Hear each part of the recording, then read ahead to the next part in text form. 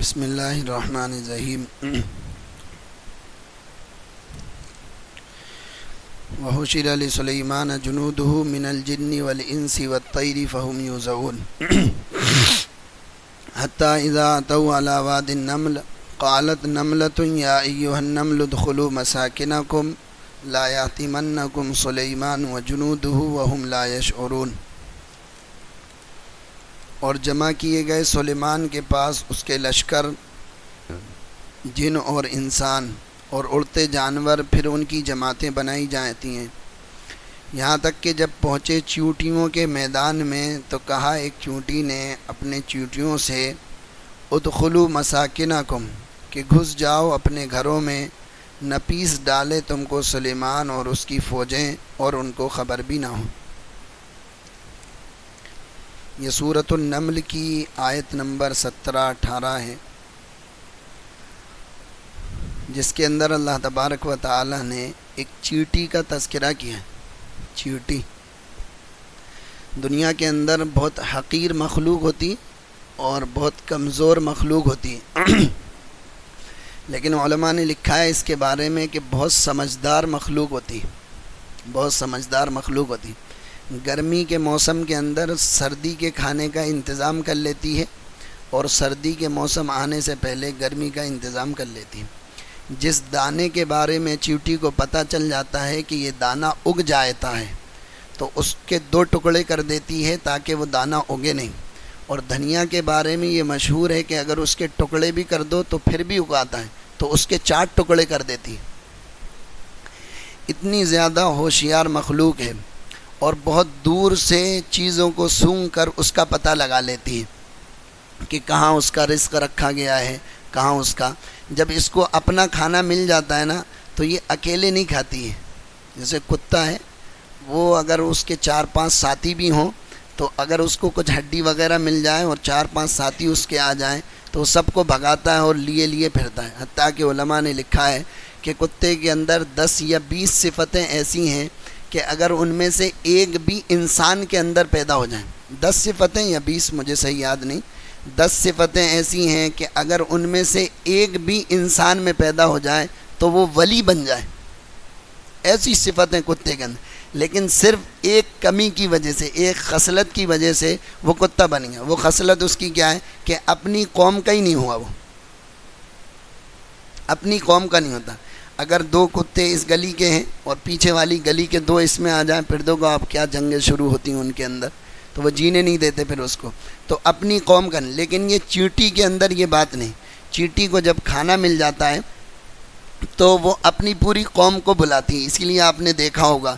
اور جب کوئی بھاری چیز ہوتی ہے نا، بھاری چیز، اور اس سے نہیں سرکتی ہے اور نہیں کھسکتی ہے تو وہ پھر اعلان کرتی ہے اور اپنے تمام ساتھیوں کو بلاتی ہے اور کہتی ہے یہ اللہ نے ہمیں رزق دیا ہے، انتظام دیا ہے، چلو اس کو اپن استعمال کرتے ہیں۔ تو وہ سارے مل کر پھر اس میں دھکا لگاتے ہیں اور اپنے بلوں تک اس کو لے جاتے ہیں۔ یہ اس کے اندر بہت خاص صفتیں ہیں اور بڑی شکر گزار مخلوق ہے، بڑی شکر گزار مخلوق ہے، اللہ کا بہت شکر ادا کرتی۔ اس واقعے کے اندر جس میں اس نے کہا نا کہ اے چیونٹیوں اپنے بلوں کے اندر گھس جاؤ نہیں تو سلیمان کا لشکر تمہیں پیس نہ ڈالے، تو اس کے علماء نے جواب لکھے ہیں کہ یہ کیوں کہا اس نے۔ اصل وجہ یہ تھی اس کی کہ اس نے جب سلیمان علیہ السلام کے لشکر کو، جاہ و جلال کو دیکھا، اور بہت بڑا ایک قالین نما ہوا کرتا تھا، اس میں گھر بھی ہوا کرتے تھے اور بڑی بڑی 9 دیگیں ہوا کرتی تھیں، جس کے اندر تقریباً ایک دیگ کے اندر 9 اونٹ اس کے اندر آ جائیں، ایک دیگ کے اندر۔ اتنا بڑا ان کا لاہو لشکر ایک ساتھ چلا کرتا تھا، صبح سے لے کر شام تک 1 مہینے کی مسافت کرتا تھا، شام سے لے کر صبح تک 1 مہینے کی مسافت کرتا تھا۔ تو وہ چیونٹیوں نے جب اتنا بڑا لاہو لشکر اس نے دیکھا، اور یہ چیونٹی سب سے چھوٹی چیونٹیوں میں سے تھی، اور لکھا ہے کہ یہ چیونٹی لنگڑی چیونٹی تھی، لنگڑی تھی، حتیٰ کہ علماء نے اس کے نام تک کو وضاحت کر دیا کہ اس چیونٹی کا یہ نام تھا۔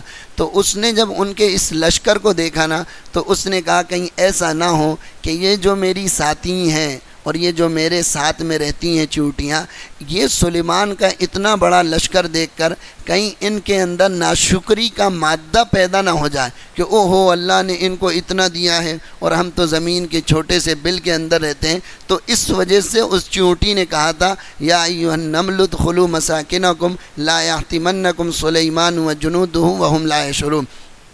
ایک وجہ اس کی یہ بھی لکھی علماء نے کہ اپنے اپنے بلوں میں گھس جاؤ، کہیں سلیمان کا لشکر تمہیں پیس نہ ڈالے۔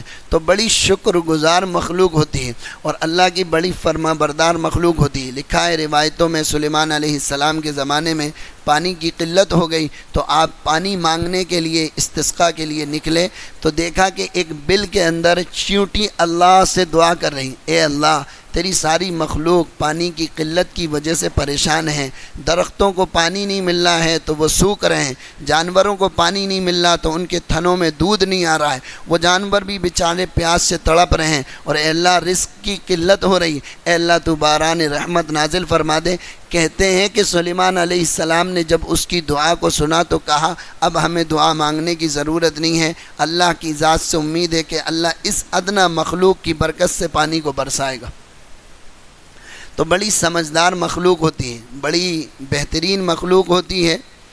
کہیں فائدہ بھی بتا دیں اس کا ساتھ میں چیونٹی کا، پھر پورا باب ہی چیونٹی کا ہو جائے۔ آج کسی کے گھر میں اگر چیونٹی وغیرہ زیادہ نکلیں تو کیا کرا جائے؟ لکھا ہے کہ اگر گوبر ان کے سوراخ میں رکھ دیا جائے اور گوبر سے اس کے سوراخ کو بند کر دیا جائے تو پھر چیونٹی اس کو نہیں نکال سکتی ہے اور اس کے گوبر کو ختم نہیں کر پاتی، اس کی بدبو سے پھر وہ وہاں سے نکل جاتی ہے۔ اور بلی کے پخانے کے بارے میں بھی یہی لکھا ہے کہ اگر ان کے بلوں میں ڈال دیا جائے تو وہاں سے چیونٹیاں ختم ہو جاتی ہیں۔ خیر یہ تو ایک ضمناً بات آ گئی، اصل بات جو کرنا تھی وہ یہ تھی کہ یہ ایسی چھوٹی سی مخلوق ہیں لیکن اللہ تبارک و تعالی نے اس کی جو ادا اور اس کی جو کیفیت اور اس کی جو بات جو اس نے کہی ہے، اللہ نے اس کو قرآن کا حصہ بنایا۔ مجھے یہ بات عرض کرنا ہے کہ اللہ نے اس کو قرآن کا حصہ بنایا اور ایک پوری سورۃ النمل کے نام سے اللہ تبارک و تعالی نے قرآن کے اندر نازل فرمائی ہے۔ اس چیونٹی کی کیا خاصیت تھی، اس چیونٹی میں وہ کون سی بات تھی جس کی ادا اللہ کو اتنی پسند آئی کہ اللہ نے اس کو قرآن کا حصہ بنایا؟ وہ اس کی ادا یہ تھی کہ اس نے اپنی قوم کے ساتھ خیر خواہی کا معاملہ کرا، اس نے اپنی قوم کے ساتھ خیر خواہی کا معاملہ کرا اور اس نے اپنی قوم کو یہ سمجھایا کہ دیکھو ایسا نہیں ہو کہیں سلیمان کا لشکر بے خبری کے عالم میں ان کو پتہ نہیں ہو اور وہ تمہارے کو پیس دیں اور پھر تم کہو کہ سلیمان علیہ السلام کے لشکر نے ہمیں مار ڈالا اور ہمیں ختم کر ڈالا۔ اس کی یہ ادا اپنی قوم کے ساتھ خیر خواہی اللہ کو اتنی پسند آئی کہ اللہ تبارک و تعالی نے اس کو قرآن کا حصہ بنایا۔ یہ جو خیر خواہی کی صفت ہے، کسی کا بھلا چاہنا، یار اس کو صحیح کرو یار،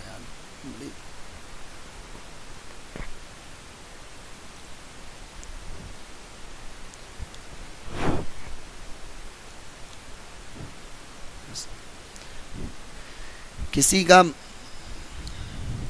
بالکل ہی کم، کسی کا بھلا چاہنا یہ اللہ کو ٹھیک ہے، یہ اللہ کو اتنا پسند ہے، اتنا پسند ہے کہ اللہ تبارک و تعالی نے اس کو قرآن کا حصہ بنایا۔ جو آدمی جس کی بھی خیر خواہی چاہے، بھلائی چاہے، جس طریقے سے بھی ہو، جس راستے سے بھی ہو، یہ اللہ کو بہت زیادہ پسند ہے۔ اللہ کی مخلوق پر رحم کرنا، اللہ کی مخلوق کے ساتھ بھلا چاہنا، یہ اللہ کو انتہائی درجے محبوب عمل ہے۔ اسی لیے اللہ کے حبیب نے فرمایا الخلق و عیال اللہ، کہ جتنی بھی مخلوق ہے وہ سارا کا سارا اللہ کا کنبہ ہے، اللہ کا خاندان ہے۔ سب سے زیادہ پسندیدہ اللہ کو وہ شخص ہے جو اللہ کی مخلوق کے ساتھ رحم کا اور کرم کا معاملہ کرے۔ لکھا ہے علماء نے کہ سبکتگین ایک بہت بڑا شکاری آدمی تھا اور شکار کا بہت شوقین تھا۔ ایک مرتبہ جنگل میں شکار کھیلنے کے لیے گیا تو اس کو ایک ہرنی کا بچہ نظر آیا اور وہ بچہ اس کو بہت پسند آ گیا، تو اس نے اس ہرنی کے بچے کو اٹھا لیا۔ جب ہرنی نے دیکھا کہ میرا بچہ تو مجھ سے جدا ہو گیا ہے اور یہ شکاری اپنے ساتھ اس کو لے جا رہا ہے تو وہ ہرنی غم زدہ ہو گئی اور اس کی آنکھوں سے آنسو گرنے لگے، اور وہ تو آگے اونٹ پر بیٹھ کے آگے چلا گیا، اس کے ساتھ ایک اس کا کوئی ساتھی بھی تھا، وہ ہرنی اس کے پیچھے پیچھے پیچھے پیچھے ہولے ہولے قدم سے اس کے پیچھے پیچھے جا رہی، اور گویا اپنی زبان حال سے اس سے یوں کہہ رہی ہے کہ تم نے اگر میرے بچے کو لے لیا تو گویا پوری میری کائنات ہی تم نے مجھ سے لے لی، اب میرا یہاں رہ کر جنگل میں کیا ہوگا، میں یہاں پر کیسے رہ سکوں گی اپنے بچے کے بغیر، جس کے لیے میں چرتی تھی، جس کے لیے اچھلتی تھی، کودتی تھی، وہ ساری کائنات تو تم نے لے لی ہے، لہذا اب مجھے بھی تم اپنے ساتھ لے چلو۔ یہ وہ اپنی زبان حال سے یہ بات اس سے کہہ رہی شکاری سے، اور اس کی آنکھوں سے آنسو جاری ہو رہے۔ وہ جو سبکتگین کے ساتھ آدمی تھا، اس نے جب دیکھا کہ ہرنی کی آنکھوں سے آنسو جاری ہیں تو اس نے سبکتگین سے کہا کہ تم نے اس کے بچے کو لے لیا ہے، اس کی وجہ سے یہ ہرنی رو رہی ہے، میری رائے یہ ہے کہ اس کے بچے کو لوٹا دیا جائے، ایک بچہ اس کی ماں کے ساتھ جتنا اچھا رہ سکتا ہے ہم اس کو اچھا نہیں رہ سکتے ہیں۔ یہ بات اس کو پسند آئی، اس نے اس بچے کو چھوڑ دیا، اور وہ جب وہ بچے کو چھوڑا اور وہ ہرنی کے پاس پہنچا تو وہ ہرنی اچھلتی ہوئی کودتی ہوئی اپنے گھر کی طرف رواں دواں ہو گئی، اور اس شکاری کو یہ دعا دیتی رہی کہ گویا جس طریقے سے تو نے آج ہم پر رحم کرا ہے، ایک بچے پر رحم کرا ہے، اللہ بھی تجھ پر رحم کرے اور اللہ بھی تیرے ساتھ مہربانی کا معاملہ کرے۔ کہتے ہیں یہ شکاری آدمی رات کو جب رات میں سویا، خواب میں اللہ کے نبی صلی اللہ علیہ وسلم کی زیارت ہوئی، اور اللہ کے نبی نے فرمایا اے سبکتگین، تم نے ایک ہرنی کے بچے پر جو رحم کرا ہے، اللہ کو تمہاری یہ ادا اتنی پسند آئی ہے کہ اللہ نے تمہاری نسل کے اندر بادشاہت کو لکھ دیا ہے، اور ان قریب تم بادشاہ بنو گے۔ اسی سبکتگین کا ایک بیٹا پیدا ہوا جس کا نام محمود رکھا گیا، جو سلطان محمود غزنوی کے نام سے مشہور ہوئے، اور ہندوستان کے اندر آ کر بھی انہوں نے بڑے کارنامے انجام دیے۔ تو ایک چھوٹی سی مخلوق ہرنی کے بچے پر رحم کرنے سے اللہ تبارک و تعالی بادشاہت عطا فرما دے۔ بنی اسرائیل کی ایک عورت، فاحشہ عورت، راستے میں جا رہی، پیاس لگی، کنویں میں اتر گئی، پانی پی کر جب باہر آئی تو ایک پیاسا کتا پیاس کی وجہ سے ہپا رہا تھا اور پیاس کی شدت کی وجہ سے تڑپ رہا تھا۔ وہ رنڈی اور فاحشہ عورت کو اس کتے کو دیکھا نہ گیا، اس نے اپنے موزے کو اتارا، دوپٹے کو لیا اور پھر دوبارہ نیچے اتری اور اس میں سے پانی کو کھینچ کر لا کر اس کتے کو پلایا۔ اللہ کو اس کی یہ ادا کہ ایک پیاس سے کتے پر ایک فاحشہ عورت نے رحم و کرم کا معاملہ کرا، اللہ کو اس کی یہ ادا اتنی پسند آئی کہ اللہ تبارک و تعالی نے اس فاحشہ کے زندگی بھر کے گندگیوں کو صاف کر دیا اور اس کی بخشش کر دی اور جنت میں اس کا ٹھکانہ اور مقام بنا دیا۔ میں یہ کہنا چاہتا ہوں، عرض یہ کرنا چاہتا ہوں، کسی بھی چھوٹی سے چھوٹی مخلوق کے ساتھ رحم و کرم کا معاملہ کرنا یہ اللہ کو بہت زیادہ محبوب اور پسندیدہ ہے۔ عبداللہ ابن مبارک رحمۃ اللہ علیہ بہت بڑے محدث اور بزرگ ہیں اور اللہ والے ہیں، اور امام بخاری کے استادوں میں ان کا شمار ہوتا ہے۔ عجیب واقعات اور قصص ان کی تاریخ کی کتابوں میں لکھے ہوئے ہیں۔ شرابی اور کبابی آدمی تھے، باغات، پھل کے فروٹ کے باغات تھے ان کے۔ راستے میں ایک مرتبہ رات میں محفل جمی ہوئی، گانے بجانے کا دور چلا۔ کیسے آدمی تھے یہ میں بتا رہا ہوں۔ تو وہ گانے بجانے کے دور میں شراب کباب کا دور چلا، رات میں وہ ساری محفلیں چلیں۔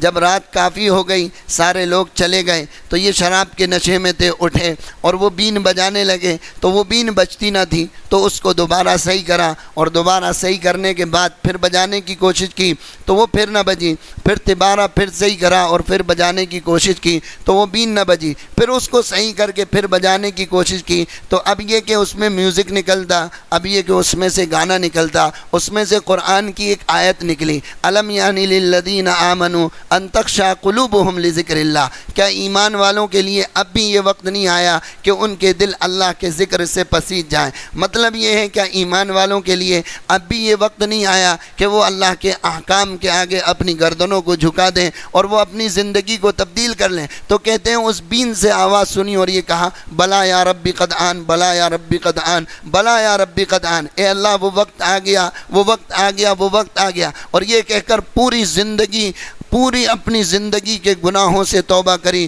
اور علم میں اس قدر منہمک ہوئے اور اتنے بڑے امام بنے کہ ایک مرتبہ اتنے بڑے امام بنے کہ بڑے بڑے شاگرد ان کی زیر طالب علمی کے اندر آتے تھے اور ان سے علم حاصل کرتے تھے۔ مامون رشید یا ہارون رشید ایک مرتبہ اپنے محل میں بیٹھا، اس کو ایک شور سنائی دیا، بہت زبردست قسم کا شور۔ اس نے اپنے غلاموں کو دوڑایا کہ دیکھو جا کر کسی نے حملہ تو نہیں کر دیا، کیا واقعہ پیش آیا؟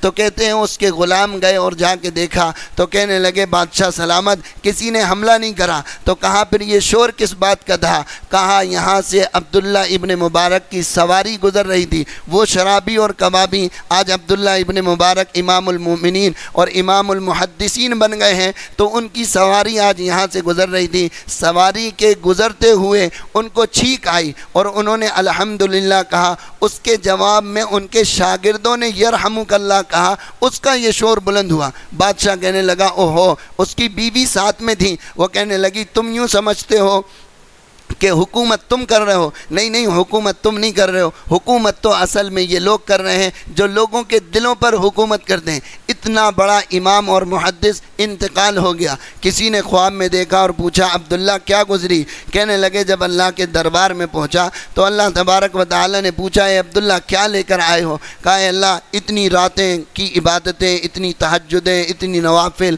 اتنی حدیث تیرے راستے میں، اللہ کے راستے کا جہاد آتا ہے کہ 6 مہینے علم پڑھاتے تھے اور 6 مہینے اللہ کے راستے میں جہاد کرتے تھے، اور مہمان جو گھر میں آتے تھے ان کو کھانا بھی کھلاتے تھے اور کھانا کھلانے کے بعد 1 درہم ان کو انعام بھی دیتے تھے، اس بات پر کہ تمہارا شکریہ ہے کہ تم ہمارے گھر میں کھانا کھانے کے لیے آئے۔ دنیا میں ایسے میزبان کم گزرے ہوں گے جو مہمان کا اکرام بھی کرتے ہوں اور جاتے وقت اس کو ہدیہ اور تحفہ بھی دیتے ہوں۔ ان کا انتقال ہوا، خواب میں کسی نے دیکھا اور پوچھا کیا گزری؟ کہا اللہ کے دربار میں پیش ہوا، اللہ نے کہا کیا لائے ہو؟ کہا اے اللہ یہ عبادتیں لایا ہوں۔ اللہ تبارک و تعالی نے فرمایا اے عبداللہ یہ عبادتیں تو ٹھیک ہیں، لیکن جو عبادت اور جس چیز پر میں تمہاری بخشش کرتا ہوں بس وہ چیز تم سن لو، وہ چیز کیا ہے جس پر تمہاری بخشش ہوتی؟ کہنے لگے میرے وہم و گمان اور تصور میں بھی نہیں تھا کہ وہ چیز میری بخشش کا اور نجات کا ذریعہ بنے گی۔ کہتے ہیں اللہ تبارک و تعالی نے فرمایا اے عبداللہ ایک دن تم حدیث لکھ رہے تھے اور اس حدیث کے لکھنے میں اس زمانے میں قلم وہ سیاہی والے چلتے تھے، تو تم نے قلم کو سیاہی دان میں ڈبویا اور سیاہی کو لے کر جب وہ قلم نکلا ہے تو اس پر آ کر ایک مکھی بیٹھ گئی، اور اس مکھی پیاسی تھی اور وہ مکھی سیاہی کو چوسنے لگی۔ تم نے اتنی دیر کے لیے حدیث لکھنے کے لیے قلم کو روک لیا کہ یہ پیاسی مکھی ہے، کم سے کم اپنی پیاس بجھا لے۔ کہنے لگے تم نے اس دن جو اس مخلوق پر اتنا رحم کرا کہ اس کو پینے کے لیے سیاہی دی ہے، اس عمل کی وجہ سے ہم تمہاری بخشش کرتے ہیں اور تمہارے درجات کو ہم اس عمل کی وجہ سے تمہارے درجات کو بلند کرتے ہیں۔ کسی بزرگ کا انتقال ہو گیا، لوگوں نے ان کو خواب میں دیکھا، پوچھا حضرت کیا گزری؟ کہا اللہ تبارک و تعالی کے دربار میں پہنچا، اللہ نے پوچھا کیا لائے ہو؟ کہا اے اللہ 1000 دینار تیری راہ میں صدقہ کریں وہ لایا ہوں۔ کہا یہ کوئی قبولیت کی چیز نہیں، اور بتاؤ کیا لایا ہوں؟ کہا اے اللہ فلاں اتنی راتوں کی تہجد لایا ہوں۔ کہا یہ بھی قبول نہیں ہے، اور بتاؤ؟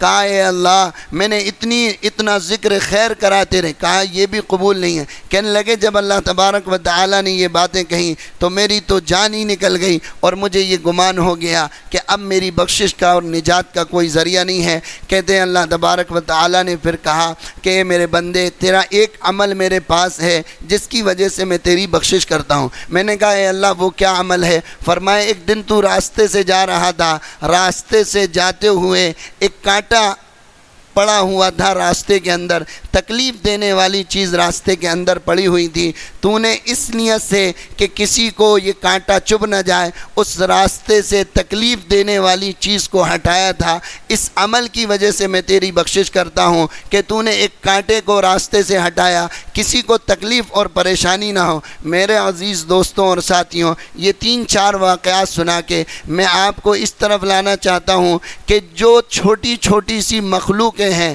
جب ان پر بندہ رحم کرتا ہے، کرم کرتا ہے، اللہ کو وہ ادائیں پسند آتی ہیں، اللہ دنیا میں بھی ان کو نوازتا ہے، آخرت میں بھی ان کو نوازے گا۔ تو یہ جو انسانوں کا اتنا بڑا سمندر ہے اور مسلمانوں کی اتنی بڑی آبادی ہے، آپ کا کیا خیال ہے کہ جو ان پر رحم کرے گا اور جو ان پر کرم کرے گا، وہ تو بزرگ نے راستے سے کانٹا ہٹایا تھا تو ان کی بخشش ہو گئی، جو بھٹکے ہوئے لوگوں کو راستے پر لائے گا، جو بھٹکے ہوئے لوگوں کو راستے پر لگائے گا، جو گم شدہ لوگوں کو صحیح جگہ پر لگائے گا، جو مسجدوں سے دور ہیں ان کو مسجدوں میں لائے گا، جو روزوں اور نمازوں سے دور ہیں وہ ان کو روزوں اور نمازوں پر لگائے گا، اللہ تبارک و تعالی اس کو کتنا عطا کریں گے اور کیسا اس کو نوازیں گے۔ یہ تو ان کے لیے ہوا، لیکن خود اپنے لیے کہ اس مبارک مہینے کے اندر اللہ تبارک و تعالی نے آپ دوسروں کے اوپر بھی رحم کریں اور اپنی ذات کے اوپر بھی رحم کریں اور اپنے اوپر بھی کرم کا معاملہ کریں اور اپنے آپ کو بھی قبول کروائیں کہ یہ قبولیت کی گھڑیاں ہیں، یہ قبولیت کے دن ہیں، یہ قبولیت کی راتیں ہیں، یہ قبولیت کے ایام ہیں۔ اپنے آپ کو قبول کروا کر اپنے اوپر رحم کروائیں۔ جس طریقے سے آج رمضان کے اندر آپ نمازیں پڑھنے آ رہے ہیں، جس طریقے سے آج آپ روزے رکھ رہے ہیں، جس طریقے سے نرمی کا معاملہ آج آپ کر رہے ہیں، جس طریقے سے صبر کے ساتھ آج زندگی گزار رہے ہیں، آپ اللہ سے قبول کروائیں اپنے آپ کو کہ اے اللہ جس طریقے سے آج میں مسجد میں آ رہا ہوں، اے اللہ 12 مہینے کے لیے تو ہمیں قبول فرما لے۔ اے اللہ جس طریقے سے آج اخلاق کے ساتھ زندگی گزار رہے ہیں، اے اللہ تو 12 مہینے کے لیے ہمیں قبول فرما لے۔ اے اللہ جس طریقے سے آج نرمی کے ساتھ لوگوں سے معاملہ کر رہے ہیں، اے اللہ 12 مہینے کے لیے تو ہمیں قبول فرما لے۔ وہ دوسرے آئے نہیں آئے جتنے اگر رمضان میں مسلمان 5 وقت کی نماز پڑھتے ہیں، مہینے بھر کے روزے رکھتے ہیں، اگر ہر رمضان والے ہر رمضان جو یہ مسلمان صحیح گزارتے ہیں، اگر ہر مرتبہ اپنی زندگی کو تبدیل کرنے لگیں اور 1 سال میں یہی بدل جائے، میں کہہ رہا ہوں 4-5 سال میں یہ مسجد خود بخود چھوٹی نظر آنے لگے گی اور کالے پانٹے کی مسجد آپ کو اتنی بڑی بنانا پڑے گی جتنی بڑی کینٹ کی جامع مسجد ہے۔ لیکن یہ رمضان کے بعد کہاں چلے جاتے ہیں؟ وہی رمضان جب ختم ہو جاتا ہے تو ان کی نمازیں کہاں چلی جاتی ہیں، ان کے روزے کہاں چلے جاتے ہیں؟ کیا امام بدلتے ہیں یا مؤذن بدلتے ہیں یا اللہ کا کلام بدلتا ہے یا قرآن بدلتا ہے یا کیا چیز بدلتی ہے؟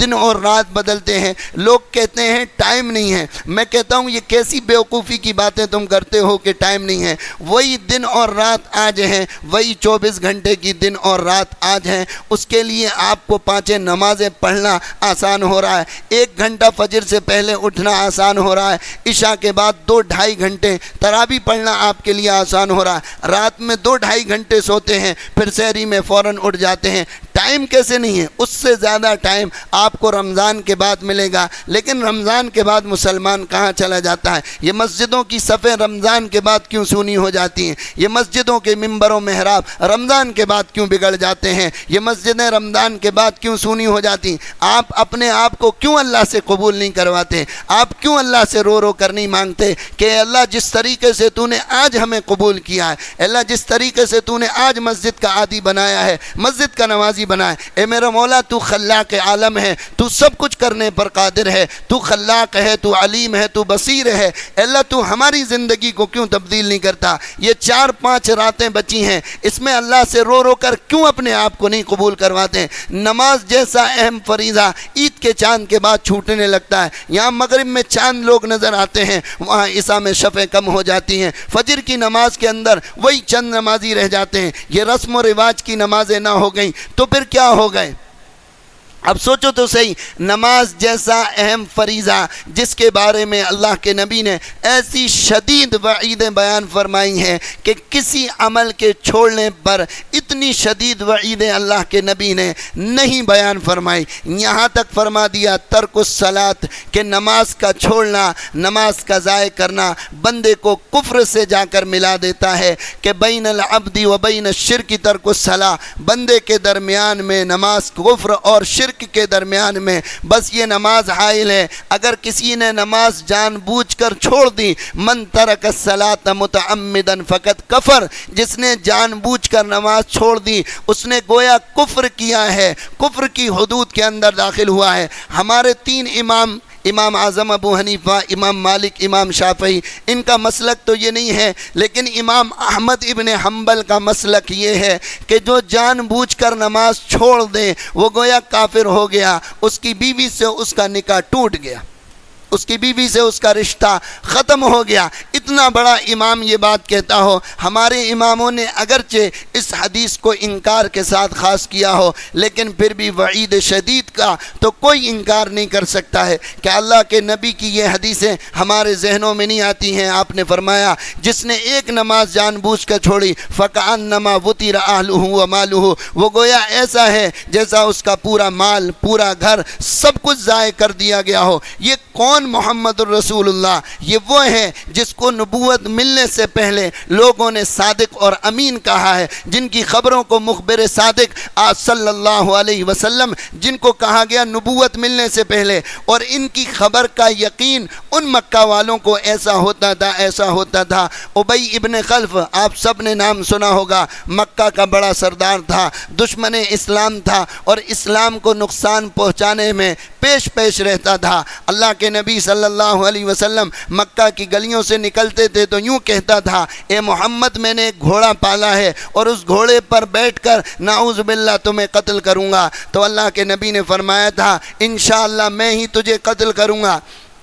کہتے ہیں جنگ احد میں یہ شریک ہوا، اللہ کے نبی کو ڈھونڈتا تھا، ملے نہیں تو اس کو دکھ گئے ایک جگہ، تو گھوڑے پر سوار ہو کر قتل کے ارادے سے آیا۔ صحابہ نے دیکھ لیا، سمجھا کہ دور سے نپٹا دیں، اللہ کے نبی نے منع کرا، نہیں آنے دو۔ جب قریب آیا تو ایک صحابی سے برچھا لے کر اس کو مارا، اس کی گردن پر لگا، ہلکا سا خراش آیا اور اس قدر روتا اور چلاتا اور چیختا تھا اور اپنے مجمع میں جا کر گیا، اور لوگوں نے اس کو شرم دلائی کہ او بھیا اللہ کے بندے، یہ تو ذرا سی خراش ہے، یہ تو ذرا سی خراش ہے، اس پر اتنا کیوں روتا ہے، اتنا کیوں چیختا ہے؟ تو کہنے لگا تمہیں پتہ نہیں ہے یہ کس کی مار ہے، تمہیں پتہ نہیں ہے۔ ابو سفیان سے کہنے لگا یہ کس کی مار ہے؟ یہ محمد الرسول اللہ کی مار ہے۔ انہوں نے مکہ میں مجھ سے کہا تھا کہ میں ہی تجھے قتل کروں گا، مجھے اسی دن یقین ہو گیا تھا کہ اگر اس کہنے کے بعد وہ مجھ پر تھوک بھی دیتے تو میں مر جاتا۔ یہ کون کہہ رہا ہے؟ یہ مکہ کا سردار ابی بن خلف کہہ رہا ہے کہ اس کہنے کے بعد اگر اللہ کے نبی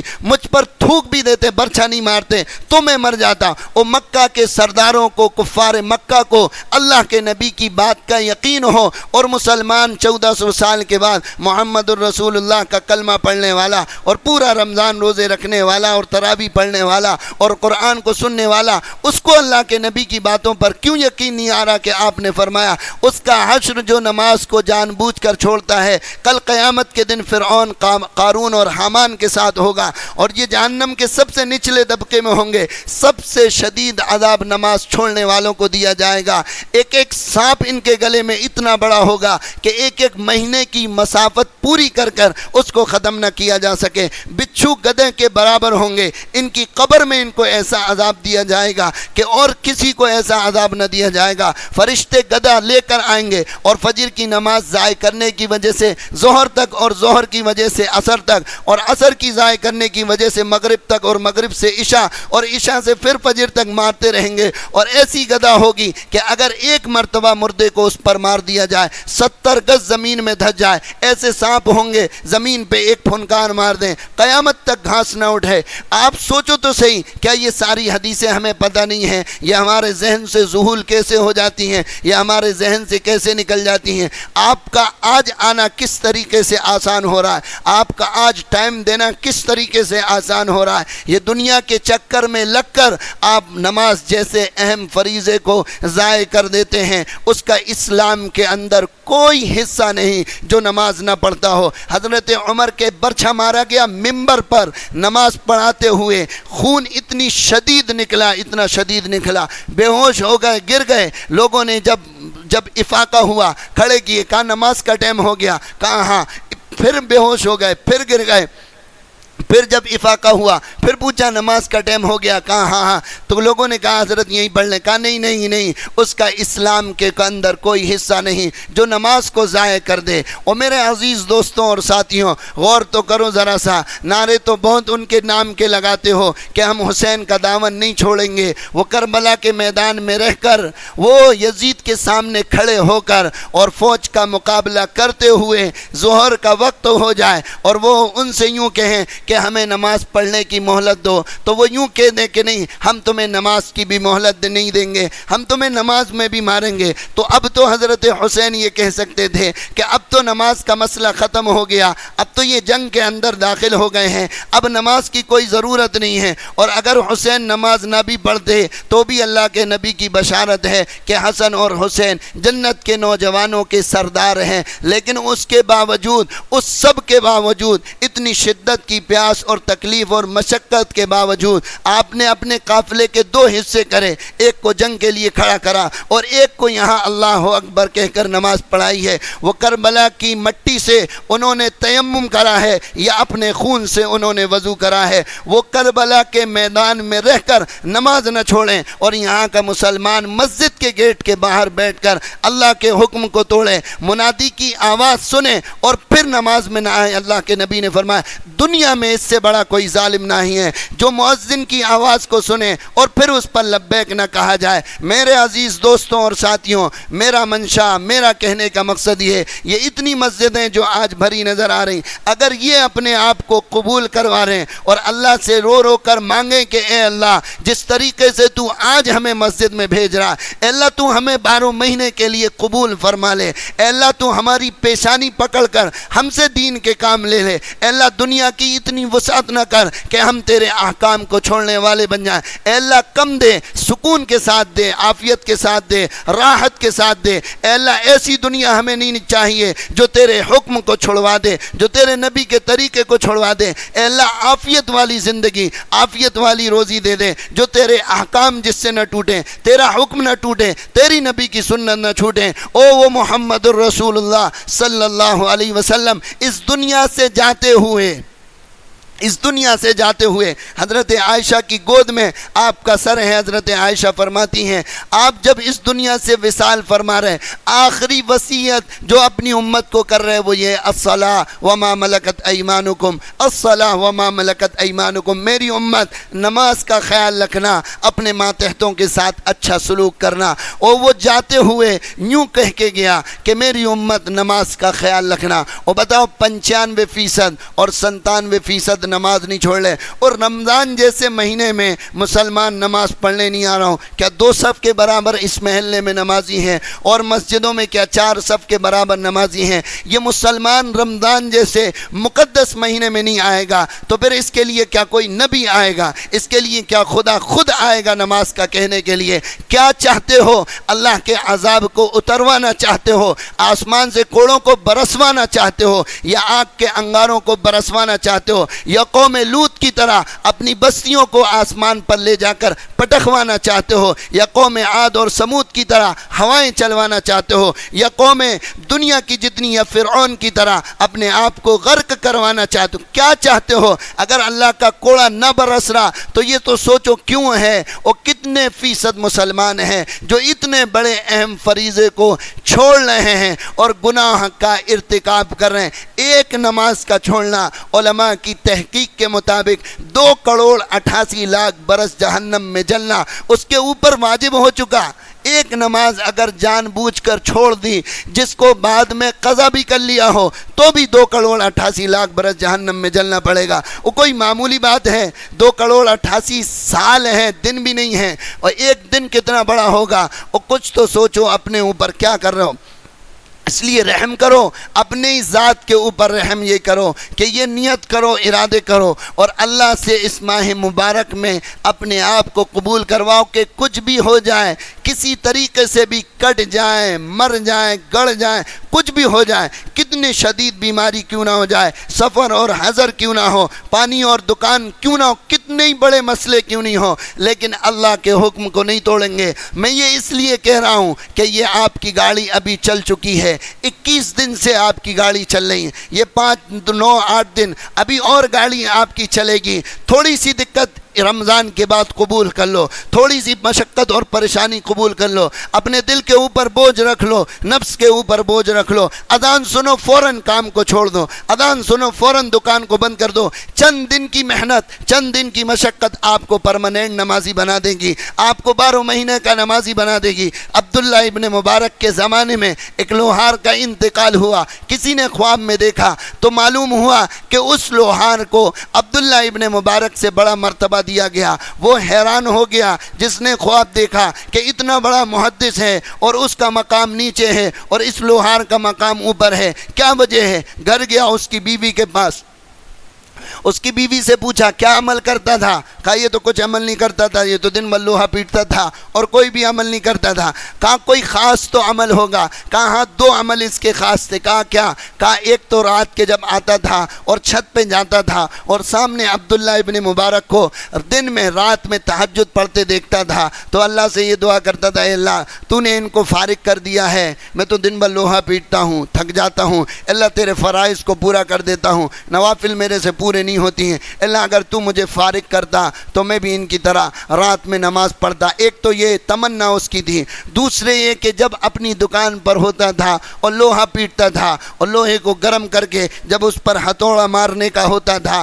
کہ یہاں سے مؤذن آواز دیتا تھا اللہ اکبر اللہ اکبر اللہ اکبر اللہ اکبر، کہتے ہیں جس حال میں ہتھوڑا ہوتا تھا اس حال میں ہتھوڑے کو چھوڑ دیتا تھا، اللہ اکبر کی آواز کان میں پڑھنے کے بعد دوبارہ ہتھوڑا نہیں چلاتا تھا۔ کہتے ہیں بس بس بس سمجھ میں آ گئی، اس اللہ کے نام کی احترام کی وجہ سے اللہ نے اس کو اتنا بڑا مقام دیا۔ تھوڑی سی محنت، تھوڑی سی کوشش، تھوڑی سی مشقت آپ کو 12 مہینے کا نمازی بنا دے گی۔ یہ چند راتیں ہیں، اللہ سے اپنے آپ کو قبول کروا لو کہ اے اللہ ہم تجھ سے مانگتے ہیں، تو قبول فرما، اور اے اللہ اس کا ذمہ اور اس کا سرٹیفکیٹ اور اس کی کوئی پہچان اور علامت ہمیں بتا دیں کہ اللہ تو نے قبول کر لیا ہے اور اب تو ہم سے ناراض نہیں ہوگا، پیچھے کی زندگی کی توبہ ہے، آئندہ کی زندگی اے اللہ صحیح گزاریں گے۔ اس مہینے میں اپنے آپ کو قبول فرماؤ۔ رمضان گزرنے کے بعد بالکل سستی مت کرو، بالکل کاہلی مت کرو، جس طریقے سے ابھی لگے ہوئے ہو، ایک شوق پیدا ہو گیا، ایک جذبہ پیدا ہو گیا، ایک ٹرین چلتی ہے، گاڑی چلتی ہے، پٹری پر ہے، روڈ پر ہے، چلتی ہوئی گاڑی میں سوار ہونا کوئی مشکل بات نہیں ہے، چلتی ہے رکی ہوئی نہیں ہے، رکی ہوئی ہوتی تو اس میں دھکا لگانا پڑتا، کچھ کرنا پڑتا، ابھی گاڑی چلی ہوئی ہے، قبولیت کے ایام ہیں، قبولیت کی راتیں ہیں، قبولیت کی گھڑیاں ہیں، اللہ سے اپنے آپ کو قبول کرواؤ کہ اے اللہ کچھ ہو نہیں ہو، رمضان کے بعد اے اللہ مسجد کا عادی بنا دے، 5 وقت کا پکا نمازی بنا دے، اے اللہ ہمیں کچھ نہیں چاہیے، بس تو ہماری نمازوں کو قبول فرما لے، ان روزوں کو قبول فرما کر ہمارے ساتھ احسان کا، شفقت کا، قدردانی کا معاملہ فرما دے، اور ہماری گاڑی کو اے اللہ تو رمضان کے بعد چلا دے۔ ایسی نیت کر لو، ایسے ارادے کر لو، رات ہیں دن ہیں دونوں مبارک ہیں، اللہ سے مانگو، اپنے آپ کو قبول کرواؤ اور اپنی ذات کے اوپر رحم کرو کہ انشاءاللہ رمضان کے بعد کچھ بھی ہو جائے، کوئی بھی مشغلہ آ جائے، کتنا ہی بڑا کام نہیں آ جائے، زمیں ٹلس زماں ٹلس بندہ نمی ٹلس، کچھ بھی ہو جائے نماز نہیں چھوٹے گی، مؤذن کی آواز کان پر پڑے گی اور اس پر سارے دکان بند ہوں گے، سارا مارکیٹ بند ہوگا، سارے کام بند ہوں گے۔ اگر سستی کر دی، اگر غفلت کر دی، شیطان یہ کہے گا ارے میاں بھی 15 منٹ ہیں، 20 منٹ ہیں، کہاں جاتے ہو، رکو تھوڑی دیر، یہیں سے داؤں پڑنا شروع ہو جائے گا، یہیں سے داؤں لگنا شروع ہو جائے گا۔ آپ تو سٹر گرا دو، آپ تو دکان بند کر دو، کام کو چھوڑ دو، اللہ ضائع نہیں کرے گا، اللہ ضائع نہیں کرے گا، اللہ ضائع نہیں کرے گا۔ وہ ایک نوجوان کسی کی مچھلی لے کر چلا جا رہا، راستے میں اذان ہو گئی، اس نوجوان نے کہا او بھائی یہ مچھلی تیری، میرا تو خالق اور مالک نے مجھے بنا لیا۔ کہنے لگا او بھائی تو نے تو کہا تھا گھر تک پہنچائیں گے، کہا خالق کا حکم آ گیا اب آگے نہیں جاتا ہے، تو کہنے لگے مچھلی وہیں ڈال دی، وہ لڑکا چلا گیا۔ کہتے ہیں وہ دونوں باپ اور بیٹے نے کہا ایک غلام ایک نوکر تو اللہ کے حکم کو پورا کرے اور ہم اس کے حکم کو توڑ دیں۔ تو بیٹے نے کہا ابا مچھلی کا کیا ہوگا؟ کہنے لگے جو اللہ اس بندے کی مچھلی کی حفاظت کرے گا اس کو یقین تھا، تو ہمیں بھی یہ یقین بنانا چاہیے کہ اللہ ہماری مچھلی کی بھی حفاظت کرے۔ کہتے ہیں وہ دونوں چلے گئے، تینوں جب نماز پڑھ کے آئے مچھلی وہیں پر رکھی ہوئی، ذرہ برابر ضائع نہیں کری۔ یہ کیسے ہو سکتا ہے کہ آپ اس بادشاہ کے کام کرنے جائیں اور وہ بادشاہ آپ کی دکان کو ضائع کر دے؟ یہ کیسے ہو سکتا ہے؟ ہاں یہ تو ہو سکتا ہے کہ اللہ آزمائے گا، کام کے وقت پر ہی گراہک بھیجے گا، دکان جس وقت چلے گی اسی وقت اذان ہوگی، اسی وقت کام آئیں گے، لیکن آپ کاموں کو چھوڑ دو، آپ اللہ کے حکم کو پورا کر دو، اللہ آپ کے گراہکوں کو ضائع نہیں کرے گا۔ وہ کہیں گے فلاں صاحب اس وقت نماز پڑھنے گئے ہیں، ان کے پاس ابھی مت جاؤ، 15 منٹ کے بعد چلیں گے وہ ملیں گے۔ اللہ ایسا لوگوں کے ذہن میں بٹھائے گا۔ اس لیے نیت کر لو، ارادے کر لو، رمضان کے بعد بالکل بھی سستی نہیں، غفلت نہیں۔ فجر کی نماز سے داؤں پڑے گا، عید کی نماز پر پہلا فجر کی نماز ضائع کر کے عیدگاہ پہنچتے ہیں اور عید کی نماز پڑھتے ہیں اور وہاں پر کھڑے ہو کر فجر کی قضا کرتے ہیں۔ ان کو کوئی مسئلہ یہ بھی نہیں بتاتا ہے کہ اے اللہ کے بندو، ایک تو گناہ کرنا ہے اور دوسرا گناہ کا اظہار کرنا ہے۔ یہ آپ عیدگاہ کے اندر فجر کی نماز آ کر قضا کر رہے ہو، یہ اس بات کا اظہار کر رہے ہو کہ فجر کی نماز ہم نے بستر پر ادا کی ہے، یہ ڈبل جرم کر رہے ہو۔ اگر قضا کرنا تھی تو گھر پہ کر کے آتے یا عید کے بعد کرتے۔ عیدگاہ میں قضا کرنا اس بات کی علامت اور نشاندہی ہے کہ فجر کی نماز آپ نے ضائع کر دی۔ اعلان کرنا یہ تو اور بڑا گناہ ہے۔ علماء نے لکھا ہے کسی کے وتر قضا ہو جائے اور وہ مسجد میں پڑھ رہا ہو تو تیسری رکعت میں ہاتھ نہ اٹھائے۔ کیوں؟ اس لیے کہ ہمارے نزدیک رفع دین ہے نہیں ہے، اور وتر کی نماز میں رفع دین ہے۔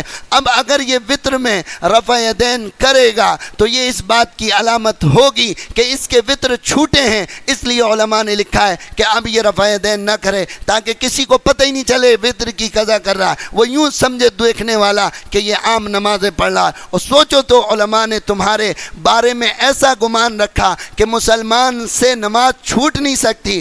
بابو قضاء الفوائد، علماء نے جو نماز کے چھوٹنے پر باب قائم کیا ہے وہ یہ کرا ہے کہ قضا نماز پڑھنے کا بیان، بابو ترک الصلاۃ، نماز چھوڑنے کا باب قائم نہیں کرا۔ انہوں نے یہ کہا کہ مسلمان سے یہ امید ہی نہیں ہے کہ وہ نماز جان بوجھ کر چھوڑ دے، ہو ہی نہیں سکتا کہ وہ نماز جان بوجھ کر چھوڑ دے۔ اس لیے ارادے کر لو، نیت کر لو کہ عید کے بعد بھی انشاءاللہ جس طریقے سے گاڑی چل رہی ہے جہاں اذان ہو جائے وہیں بریک مار دو کہ انشاءاللہ نماز کے بعد کام ہوں گے، باقی باتیں سب انشاءاللہ بعد کے۔ اللہ مجھے بھی آپ کو کہنے سننے سے زیادہ عمل کی توفیق عطا فرمائے۔ کل سے انشاءاللہ